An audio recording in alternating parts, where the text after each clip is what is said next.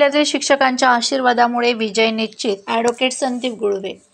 आमदार नरहरी झिरवळ आणि आमचे कौटुंबिक संबंध अनेक वर्षापासून आहेत. त्या कौटुंबिक संबंधातूनच त्यांनी मला पाठिंबा दिला आहे आणि 5 जिल्ह्यातील शिक्षकांच्या आशीर्वादामुळेच माझा विजय निश्चित असल्याची प्रतिक्रिया नाशिक विभाग शिक्षक मतदारसंघाचे महाविकास आघाडीचे उमेदवार ॲडव्होकेट संदीप गुळवे यांनी प्रसार माध्यमांना दिली आहे.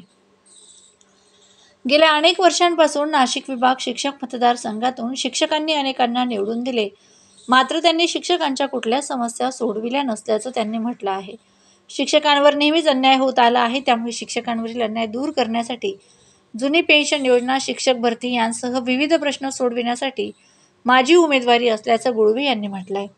5ही जिल्ह्यात शिक्षकांचा सकारात्मक प्रतिसाद असून शिक्षकांचे मतदानरूपी आशीर्वादाने व महाविकास आघाडीतील नेत्यांच्या सहकार्यामुळे विजय निश्चित असल्याचं गुळवेंनी स्पष्ट केलंय. नाशिक विभाग शिक्षक मतदारसंघात प्रमुख चौरंगी लढत होत आहे. महायुतीने 2 उमेदवार दिल्यामुळे त्यांच्या मतांचे विभाजन होऊन गुळवे यांना थेट फायदा होऊन विजयाची दाट शक्यता आहे. त्यामुळे गुळवे यांचा आत्मविश्वास द्विगुणित झाला आहे.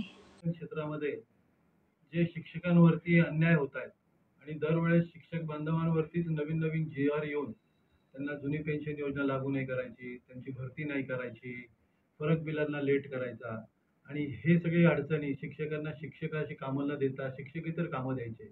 या अडचणी दूर करण्यासाठी म्हणून महाविकास आघाडी, शिक्षक भारती, शिक्षक सेना, TDF, शिक्षक संघटना ज्या आहेत, शिक्षण मुख्याध्यापक संघ आहे, या सगळ्यांच्या माध्यमातून, सगळ्या शिक्षक संघटनेच्या माध्यमातून हा लढा मी उभा केलेला आहे आणि या लढ्यामुळेच आज मी उमेदवारी करतोय.